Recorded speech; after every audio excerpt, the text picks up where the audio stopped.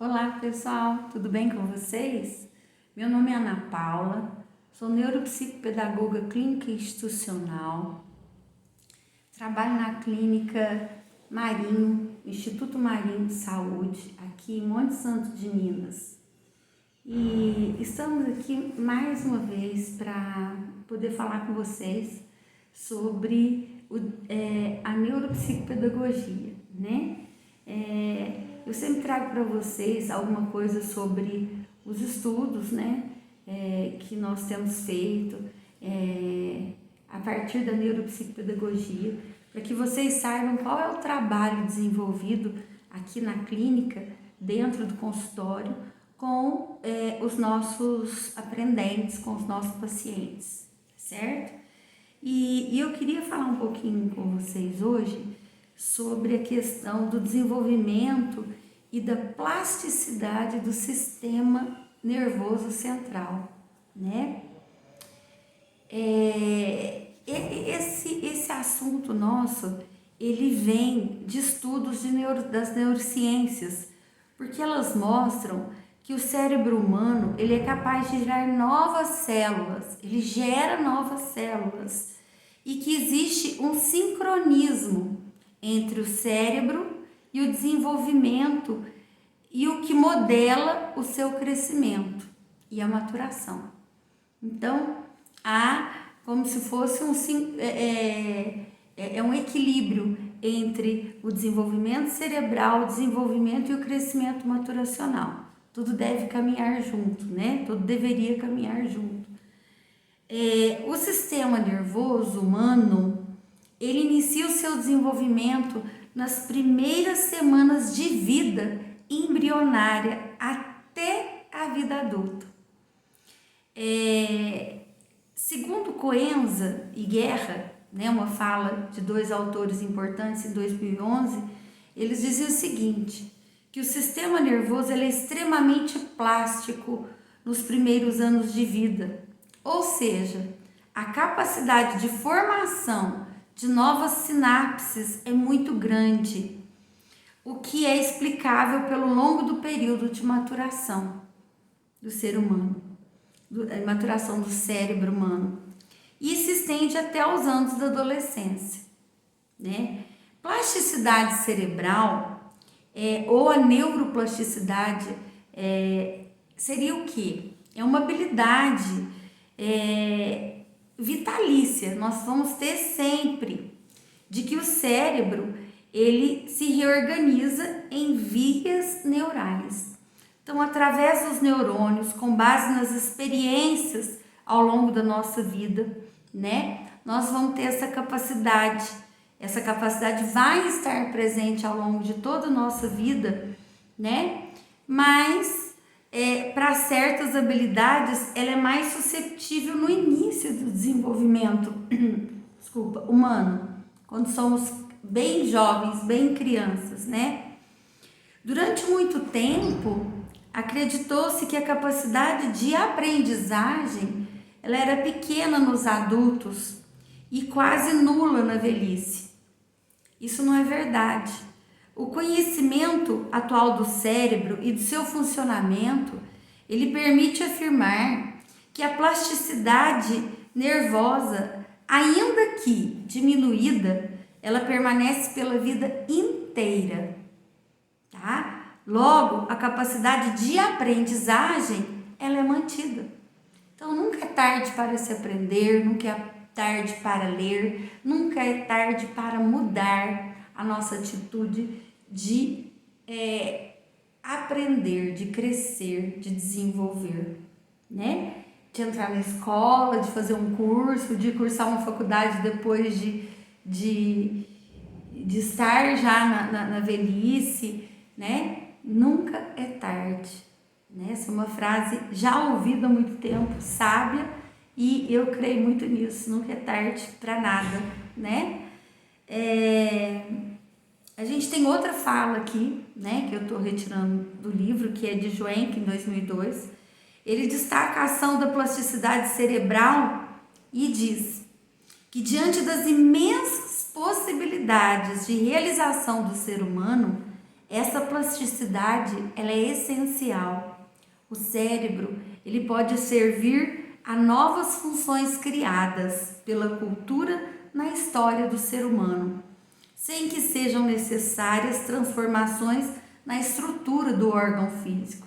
Então, eu não preciso ir lá e mexer no que já existe aqui dentro, na estrutura aqui, né? Eu não preciso ir aqui abrir a minha cabeça e implantar uma coisa que vai fazer eu gerar, né, essa habilidade. O funcionamento cerebral, ele é moldado ao longo da história da espécie como desenvolvimento individual.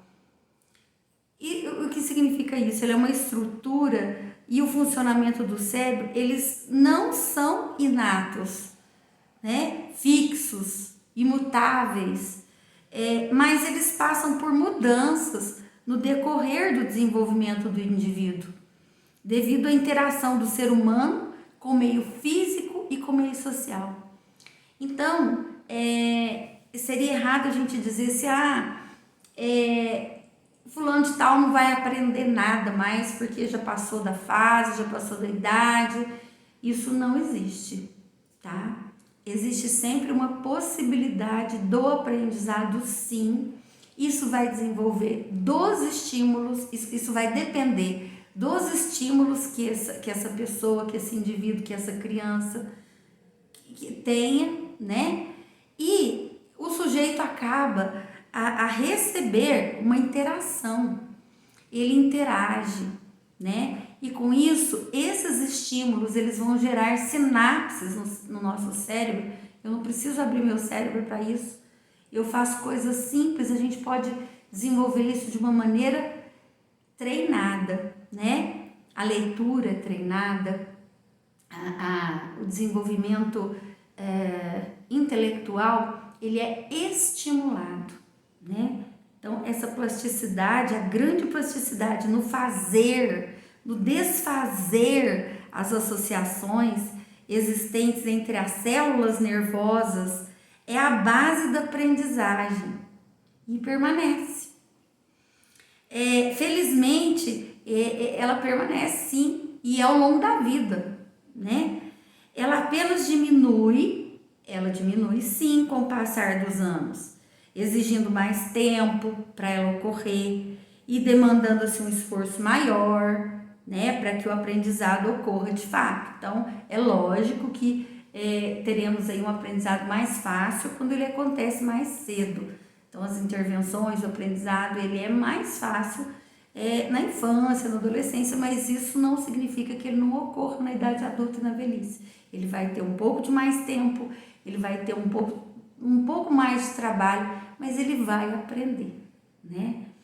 Dessa forma, podemos dizer que a plasticidade ou a neuroplasticidade, ela é uma habilidade vitalícia de o cérebro reorganizar as suas vidas neurais com a base em novas experiências.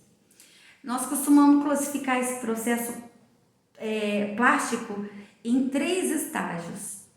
O estágio primeiro do desenvolvimento, o segundo da aprendizagem e memória e o terceiro do processo pós-processo lesional, né?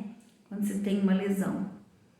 Então, durante o desenvolvimento, a plasticidade ela é marcada na capacidade intrínseca do neurônio em direcionar suas vias de conexão aos sítios corretos, aos locais corretos aonde ele vai atuar, certo? É fato que essa maturação do sistema nervoso central, ele inicia-se no período embrionário, como eu já disse para vocês, e que o seu término vai ocorrer somente alguns anos após o nascimento. Durante esse processo, o sistema nervoso central, ele sofre influências não só genéticas, mas também do ambiente, né? Então, o meio é muito importante, sendo que o meio ele tem uma grande relevância nesse processo de desenvolvimento. O segundo estágio, que é a aprendizagem memória, ele pode ocorrer em qualquer fase do desenvolvimento. Na medida em que aprendemos algo novo e alteramos algum comportamento frente a essa informação. Repetindo aqui, ou citando de novo Kandel e os seus colaboradores no ano 2000, eles dizem que a aprendizagem é um processo pelo qual se adquire o conhecimento, enquanto a memória é a retenção desse conhecimento, né? Então, na aprendizagem eu adquiro conhecimento e na memória eu guardo esse conhecimento, eu retenho esse conhecimento. Há dois tipos diferentes de aprendizagem e memória. A primeira, ela é a implícita. Ela envolve processos que estão impregnados a lembrar de informações específicas, né? A informação recuperada, ela é conhecida como memória declarativa. Ela refere-se à informação cognitiva que pode ser trazida à mente, ou seja, o conhecimento que pode ser declarado. Usamos a memória explícita quando tentamos lembrar o que comemos no jantar, na noite de ontem, na noite anterior, e pode envolver palavras ou conceitos, imagens visuais ou ambos. A memória explícita, ela é dependente de processos cognitivos como a avaliação, a comparação, a interferência. Já a expressão normalmente ocorrerá por meio de frases declarativas. Por ato voluntário de recordação é que se dará a recuperação. Então, a expressão normalmente vai acontecer no meio das frases declarativas. A gente atribui a região do lobo temporal, principalmente no hipocampo, a região do cérebro onde vai acontecer a aquisição, a retenção, onde vai ficar guardada esse tipo de aprendizagem, né? Que a gente chama de aprendizagem em memória. E a memória implícita, ela refere-se à intensificação da memória sem esforço ou consciência disso, né? Você automaticamente lembra, é um reflexo, necessita de repetições para que seja adquirida, para que seja retida, sendo detectada por meio de uma melhora no desempenho de atividades específicas, como as atividades motoras, né? As regras, os procedimentos. Não há relato verbal e está presente em todas as experiências do dia a dia. Como, por exemplo, escovar os dentes, pentear o cabelo, colocar o sapato. A memória é um procedimento, ela é um exemplo da memória implícita, que envolve habilidades motoras, hábitos e outros comportamentos que você usa para atingir os objetivos, como seguir as regras de trânsito, dirigir, né? Então, o aprimoramento da repetição, o priming, ele também é um exemplo de memória implícita, ok?